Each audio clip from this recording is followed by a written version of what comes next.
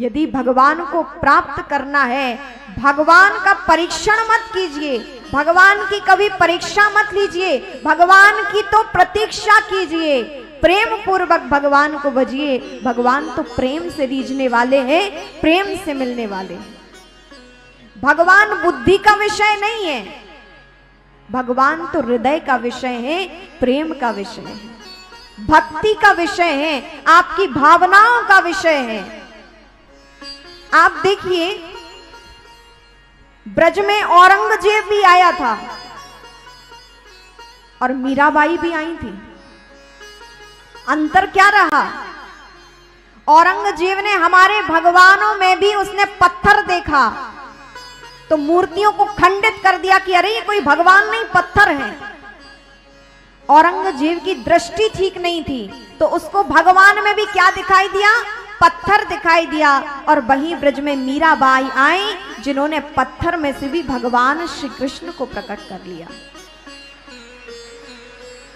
यहां दृष्टि का भेद है। जहां औरंगजेब को बुद्ध परस्ती नजर आती है, वहीं मीराबाई ने भगवान को भी पत्थर से प्रकट कर लिया। भगवान तो हमारी भावना के हैं और उस भावना पर आज भी परमात्मा प्रकट होते हैं। बस भक्त की भावना हो। कर्माबाई ने पुकारा तो भगवान चले आए, मीराबाई ने पुकारा। आप देखिए कि जहर पीने के बाद कोई तड़पता है या नाचता है? क्या कहेंगे आप?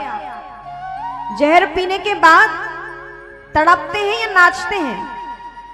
तड़पता है ना व्यक्ति, कष्ट में तड़पन होती है, पीड़ा शरीर में इतना अगाध कष्ट की मृत्यु जैसा समीप होता है। लेकिन मीराबाई उस जहर को पीकर तड़पी नहीं, बल्कि मीराबाई नाची है। पग घुंघरू बांध मीरा नाची रे, जहर का प्याला राणा ने भेजा, पीवत मीरा हासी रे, पग घुंघरू बांध मीरा नाची रे। ये मीराबाई की भावना थी भगवान के प्रति, उनकी निष्ठा थी कि मैं भले ही ये संसार वाले दुनिया वाले हमें जहर पिला रहे हैं, लेकिन मेरी भावना है कि मेरे गिरधर गोपाल आएंगे और मेरी रक्षा करेंगे। क्या कोई पत्थर आ सकता है, कोई रक्षा कर सकता है?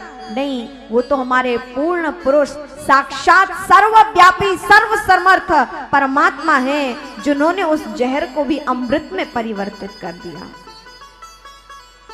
ये मीराबाई की क्या थी? निष्ठा थी, उनकी भक्ति थी।